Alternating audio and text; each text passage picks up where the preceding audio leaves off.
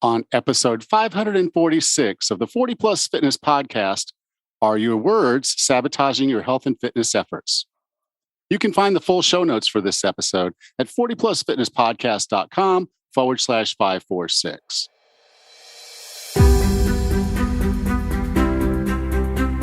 If you decided you're ready to make a change, to reclaim your health and fitness, the 40 Plus Fitness Podcast is here for you.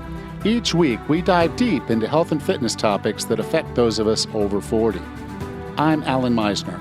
I'm an NSAM certified personal trainer with specializations in corrective exercise, behavior change, and fitness nutrition, a FAI certified functional aging specialist, and an OTA Level 2 online trainer.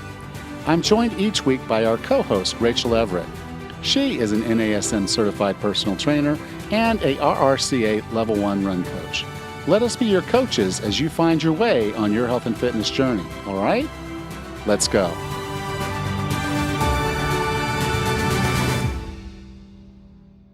Getting older is more than just losing your hair or your skin getting thin and crepey. We get weaker. We gain weight. Our energy goes, and with it, we feel ourselves go. It's the aging curve.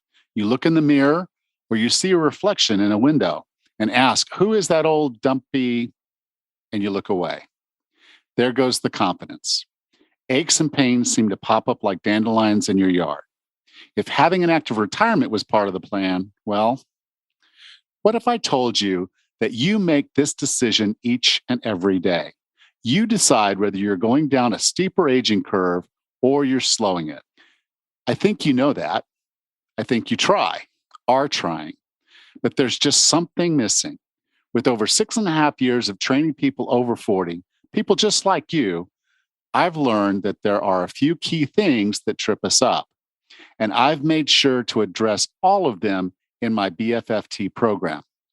The Be Fit for Task program, BFFT for short, is a 6-week deep dive that addresses mindset, nutrition, fitness, and self-care in a way that meets you where you are and takes you forward. We find the tactics and strategies that will work for you, giving you the tools you need. However, it's not good enough to know what to do. You have to do it and keep doing it. Consistency wins. And through BFFT, you have the accountability and support to get you there. Learn more at 40plusfitness.com/BFFT. Change is hard when you don't have the tools and accountability. BFFT will give you both, and you'll have me with you each and every step of the way. 40plusfitness.com/BFFT. Not deciding is deciding. You can stay on your current path, or you can do something different. Check out 40plusfitness.com/BFFT now. You owe it to yourself to at least learn more about the Be Fit for Task program. I hope you will. Hey, Raz, how are you doing? Good, Alan. How are you today? I'm doing all right. Good. Tammy's back from her trip to the United States. She brought our granddaughter with us. So, cool. she's here experiencing. She's been here before, but she's going to be here for practically, I guess, a whole month with us over the summer, her summer break. And we'll spend some time with her. Those things. And so, when I talk about being fit for task, it's like, okay, now I've got to be the active grandfather that can keep up with a 6th grader. So, we'll see what she's up to, but to make sure she's having some fun, we got to get out and be active with her and get some things done. So that'll be fun. Awesome. That sounds great. How are things up there? Great. Mike and I just celebrated our 27th wedding anniversary. Congratulations. Thank you. And we did that doing things we love. We went camping over the weekend and we had a 5K run where we were camping. So we had a really fun weekend. Yeah, I am so proud of Mike, for championing through this, with what's going on in his life and the treatments and all that. Because a lot of people, they would use that as an excuse. And so I just tell Mike, I said, I'm just really proud that he's still out there doing things he loves and he's not letting this break him. I really something special. Thank you. Thank you. Just a quick reminder, Mike has kidney cancer and his chemo is kind of taking a toll on him. We were both signed up for the half marathon. So we technically downgraded to just the 5K, Yeah. but that's what we were doing. And, we love being out there. We love being active, and he is doing so good for the circumstances. So thank you. I will let him know. Okay. Well, it is a good example for what we're talking about here Yep. today, mindset. So are you ready to have that conversation? I absolutely. Thanks. Are your words sabotaging your health and fitness efforts? I want to start today's conversation with a little story. This story happens to be about me. I was in my late 30s and I was sitting on a beach in Puerto Vallarta. And the day before, I had tried to play volleyball and in the sand and failed miserably. I was so tired and so beat up from just one game that I had to sub out. And that was just not my story. It was not who I really thought I was. And at that point, the thought came across to me that I was a fat bastard. Excuse the language, but it really was that. I was doing great in my career, but I was hating life. I was hating myself. I was unfit. I was overweight. I was in a toxic relationship, and I just really had no joy in my life. And I was losing my family. It was one of the low points in my life. And so I made this decision that I was going to change. And I even started a blog called Fat Bastard. And if you actually go search and you look up fatbastard.org, it'll actually take you to my current website for this podcast. Cool, interesting little fact, huh? Yeah, it's a redirect. But I was sitting on the beach and I kind of made the decision to do some things. And like most of us, I started on fire and then I fizzled out. And maybe you can relate to that many times that maybe you've worked really hard and then ran out of energy, ran out of motivation, ran out of everything, and eventually went right back to where you started. And what I want to try to go over is why that happens, and it all reflects around mindset and the words that we use and the way that we talk to ourselves, the thoughts that we have. All of these things are important. The mindset is really the driver of all of this. And by the end of this episode, I'm going to give you some tools to help you make sure that you don't fizzle out again, because I know how that feels. I went through nearly a decade of starting and stopping, getting further and further down that hole where I thought, I was a fat bastard. It only got worse. And until I was able to turn it around. And I want to help you turn it around too. So the first kind of words that I want to talk about here are called absolutes. Okay. That includes words like never, always, can't. I'll never lose the weight. I'll never be able to do this thing. It always happens to me. Something always happens. The gym closes. Something like that always happens. And then examples of the can't is I can't do a squat. I can't use my legs properly to exercise, so I can't lose the weight. I can't exercise. I can't, use my upper body. Now, some of these are injuries and sometimes there's things we got to work through. But what I can tell you is absolutes are almost never true. They just aren't. Almost nothing in the world is absolute if you have the willpower and the staying power to do that. So the solution, what are the solutions that I came up with for absolutes? Well, the first one is whenever you catch yourself using or thinking the word never, always, or can't, question it. Question it big time. Like I said, those words are almost never true. So you do need to question yourself if you catch yourself using or thinking those words. And then the next stage of this would be to introduce the term, yet I will. So I have never been successful at surfing, yet I will be if I choose to surf. And so you can do that for just about any time you find yourself using one of these absolutes. Put it in your head that there is a way and you have to work your way to make it happen. So it hasn't happened yet, but it will. Okay. The next type of words that I want to talk about are called controlling words. And these are the words we use when we're trying to do something and we get into a situation where we're faced with an obstacle. So you're in the restaurant or you're out and the guys say, hey, let's go have a beer. And you're like, I can't, or I'm not allowed to. Like you've set these absolute rules for yourselves and for yourself. And then now you feel like you're being held back. You feel like this it's unfair. Your friend can go have beer and he's not worried about it. But if you go try to have a beer, you're going to break your code. You're going to break your diet, and then you'll be starting all over. It's kind of the mindset of it. So you set these absolute controlling words, and for a lot of us, we rebel against those types of things. If I can't have something, I'm going to think about it all the time. So if I can't have the cake, I'm going to want the cake even more. So the solution for controlling words is to own it.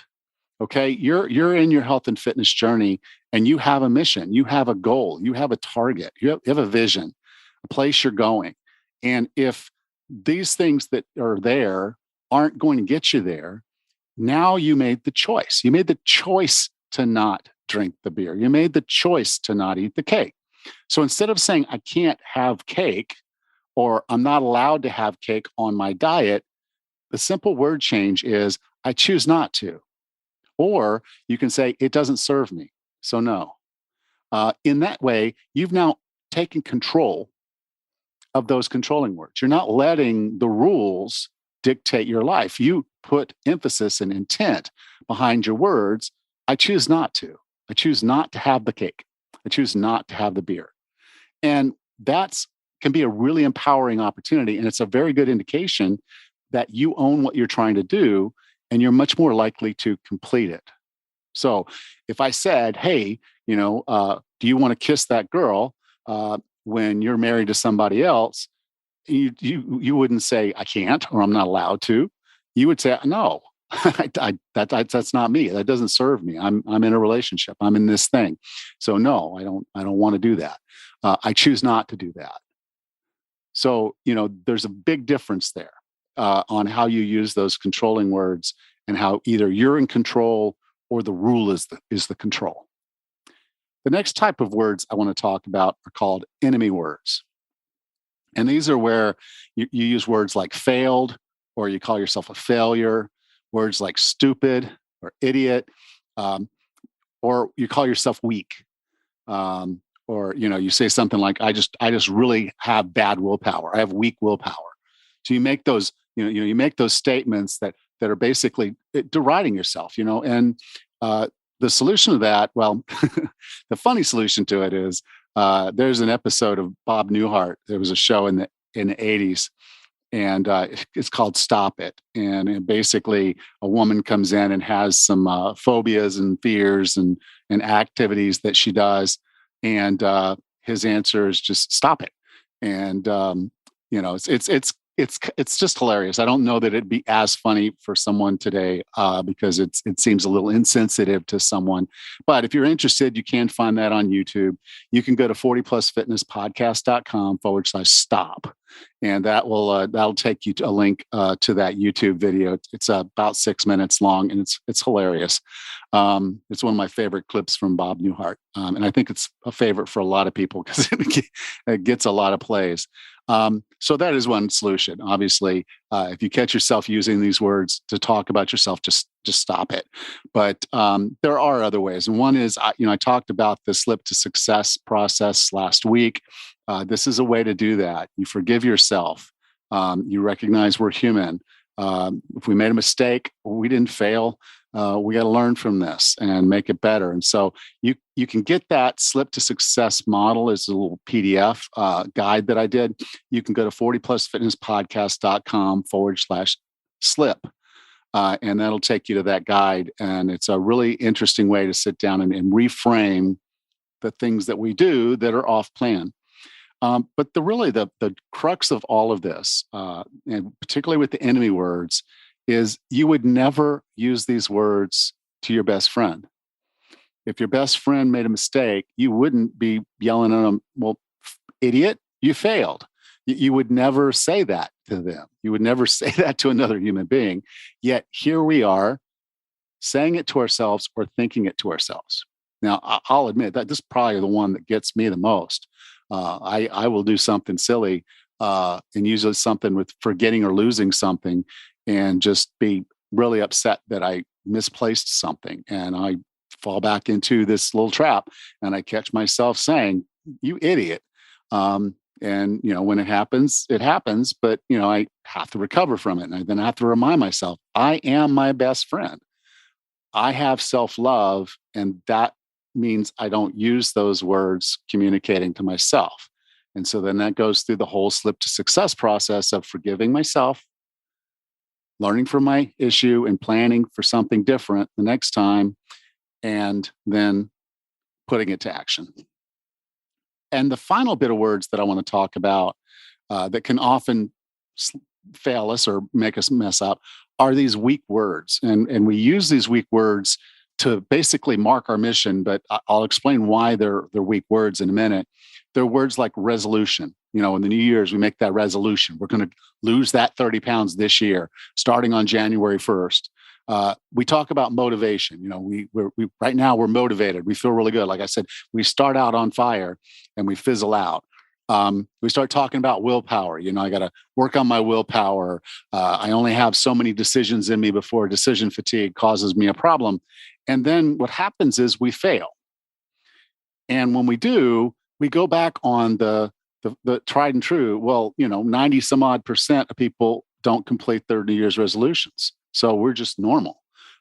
We can say, yeah, sometimes I lack the motivation to keep going, and we can just accept that. People will understand it. It's just really hard to get motivated to stay on this keto diet because it's really, really hard. So yeah, I had a little bit of sugar that I didn't really intend to have, and I fell out of ketosis. And then willpower. Everybody understands willpower is finite, and so if our willpower doesn't hold up, we just accept that. We accept these words. They're very weak words for doing what we want to do. So we counter weak words with strong words. And the first strong word that I want to put out there is accountability. A lot of us will go into this journey not accountable to anybody. And so when I finally did decide I wanted to turn myself around, my accountability was to my daughter. I told her I wanted to do a Tough Mudder with her, and I didn't want to let her down.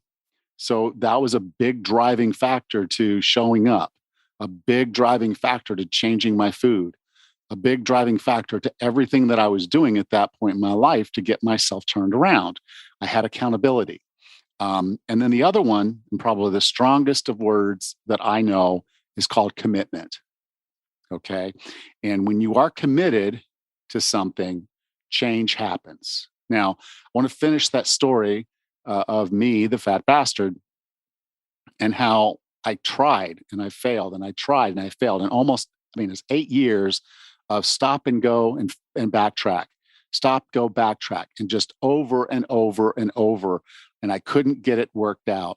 So one morning I woke up, I was in a Malaysian hotel, traveling a lot for work, and I was hungover, and I'm laying there and I'm thinking, why am I right back here again? Why am I right back to being the fat bastard?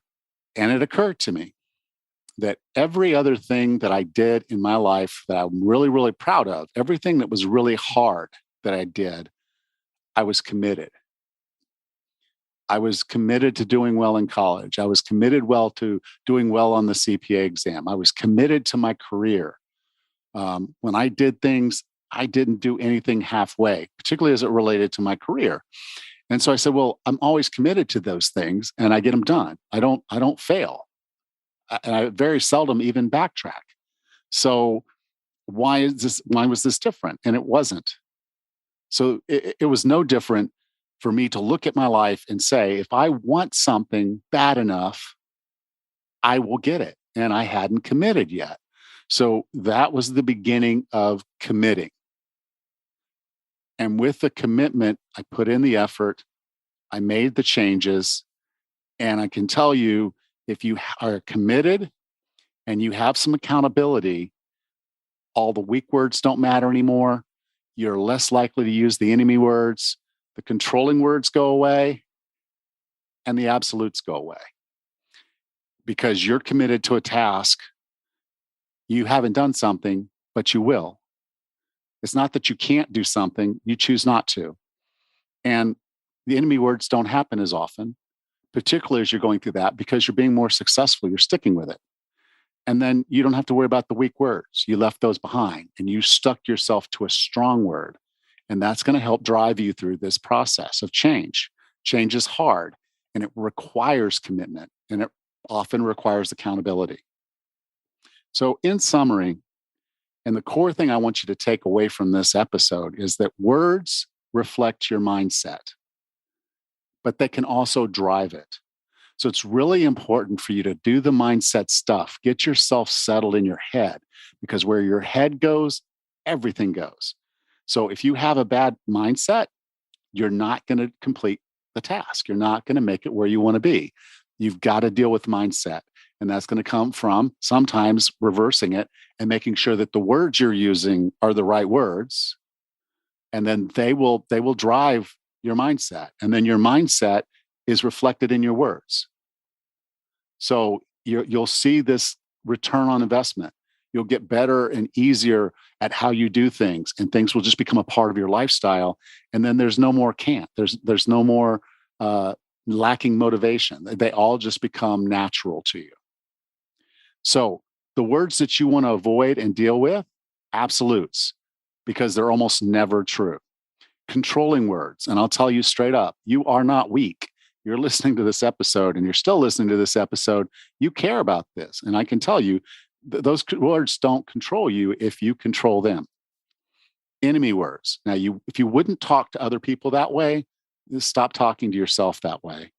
And then the weak words. Don't let your words give you an excuse. Oh, well, it's resolution. I almost never do this resolution. This is the 5th year in a row that I've started on January 1st with a resolution, and it always fails. So don't allow weak words to be a part of who you are. So you want to start with commitment. You want to have self-love. You want to be your own best friend.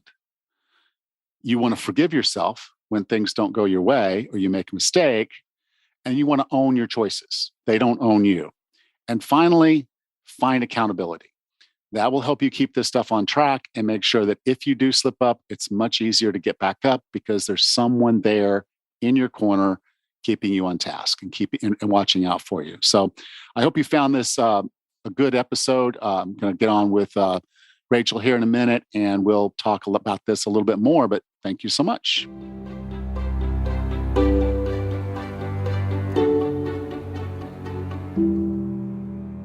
Welcome back, Raz.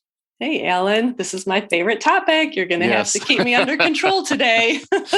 I love talking about mindset. I have a hard stop in 20 minutes, but, and yes, we could talk for a lot longer than 20 more minutes. But so what are some of your thoughts? Oh my gosh. So many of these things I see every day. And I guess I'm going to skip right down to the enemy words.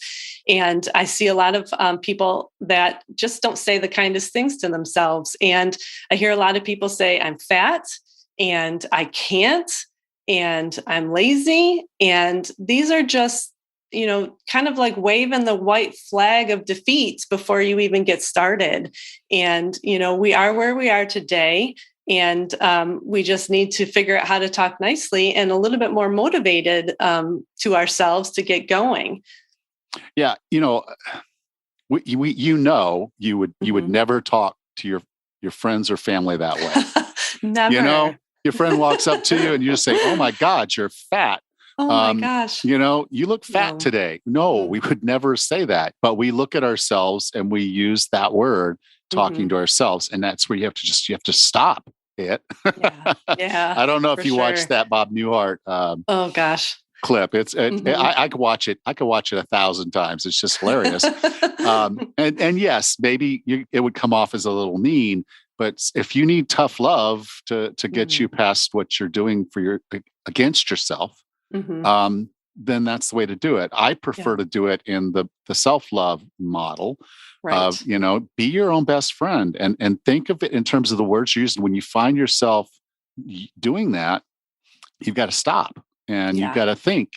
And then you've got to say, is this something coming out of love or is this something coming from a darker place? Right. I like what you said earlier too, is you need to change the narrative. If you keep repeating these words, these hateful words to yourself, then they tend to get stuck. So what I like to do is I like to call my clients athletes. You're my athlete. This is your training log for your activities. And I refer to them as athletes because I want them to think like an athlete. So they're going to think, well, what would an athlete eat? What would an athlete do for recovery? What should an athlete do about sleeping? And if you start to think forward in that way, a little bit more positively, then you're giving yourself a little bit more self-love and a lot of grace too. Just a few minutes ago, I said, Mike and I only did a 5K when we were supposed to do the half marathon. And that wasn't a very kind thing to say to myself.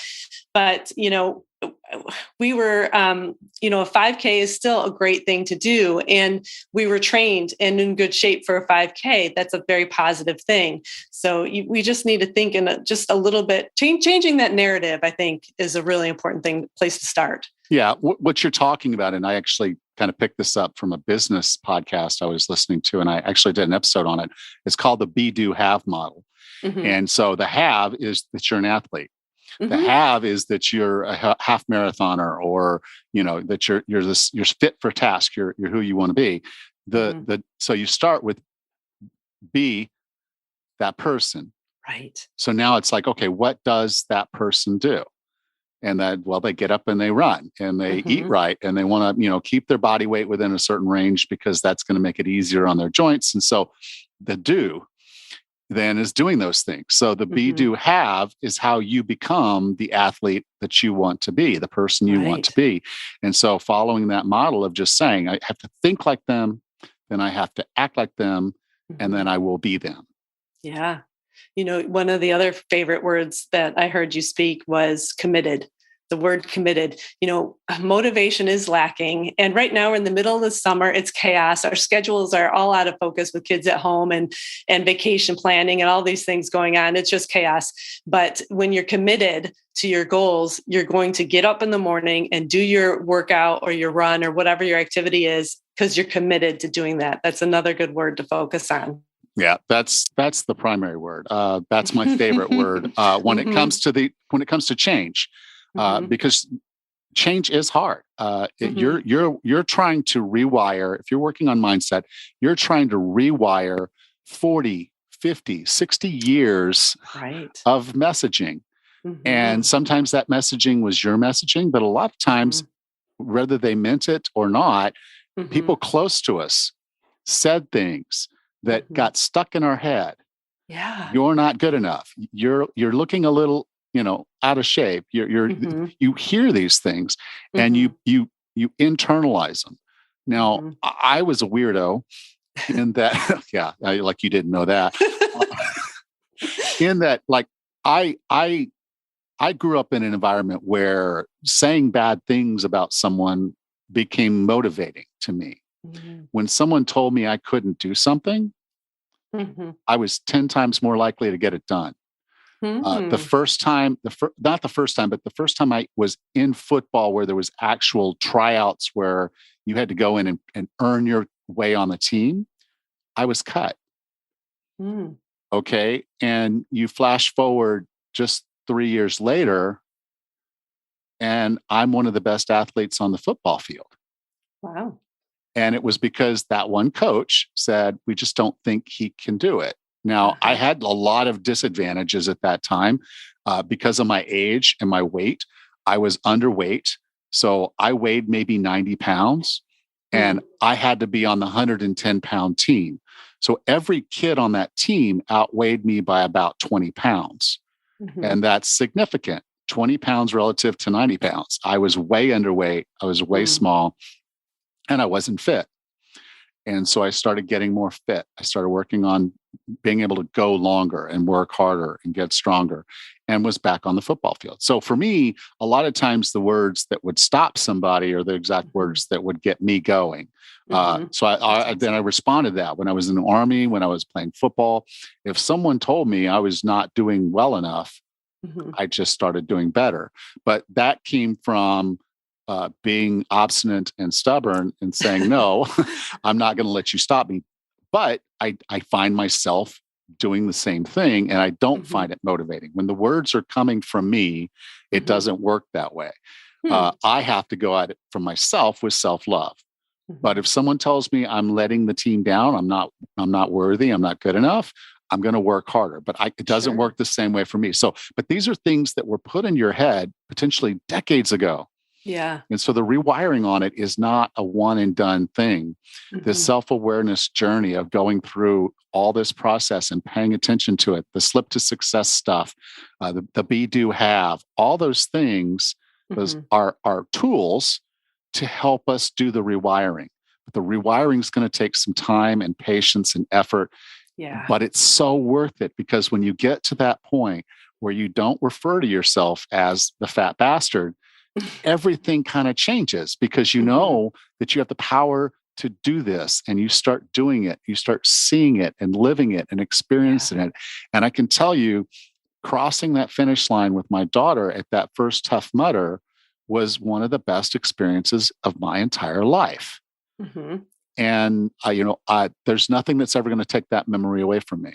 That work that I did to get to that place, to be able to do that thing, and that experience. And so I think everybody deserves to have those moments, to have that joy in their life. Yeah, for sure. And that's why I do what I do. I know that's why you do what you do. Exactly. And it's just this whole idea of, if you're defeating yourself, you're depriving yourself of some of the most joyous moments of your entire life. And that's a shame. And it shouldn't be that way. So, get a coach if you need it. If you need the accountability, get someone that's going to help you work through this mindset stuff. In my programs, we spend so much time talking about mindset. They're like, well, what about the coaching, other stuff? I'm like, sure, send me a video of your movements. You want a new workout, I'll give you a new workout. That stuff is it's easy. It just happens. If you do the work, you see the results. But to keep you from quitting, to keep you on task, to keep you doing the things that you need to do, you've got to get your mindset right. Yeah. It's all of it. It's 100%. I mean, like people start to say 90-20, or, nutrition, start with mindset. Yep. The rest of it will just fall in place. It really does. Absolutely does. Yeah. Listen to how you talk to yourself, change that narrative, and take that challenge. Do something big. You got this. You can do it. All right. Well, I think that's a good note to end on. Perfect. Rachel. All right. I'll see you next week. Okay. Take care. You too. Bye. Thanks. Next time on the 40 Plus Fitness Podcast, we meet Tony Riddle and discuss his book, Be More Human: How to Transform Your Lifestyle for Optimum Health, Happiness, and Vitality. Until then, have a happy and healthy week.